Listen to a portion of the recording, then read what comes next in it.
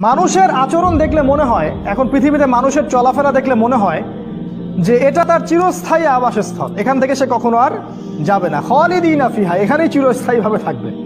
চলাফেরা দেখবেন মনে হয় যে তার সামনে মৃত্যু বলে কিছু নাই, কবর বলে কিছু নাই, হাসর, ফুলসিরাত, জান্নাত, জাহান্নাম, মিজান, এগুলো কিছুই নাই। চলাফেরার ভাবটা দেখে মনে হয় এরকম আর কি।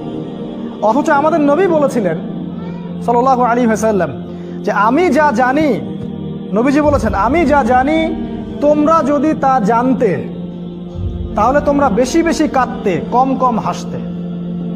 তোমরা স্ত্রী সহবাস করাও ছেড়ে দিতে, বড় মাঠে চলে যেতে, সেখানে গিয়ে অঝর নয়নে আল্লাহর সামনে কাঁদতে। অতীতের দিকে তাকাতে বলেছেন, অতীতের দিকে।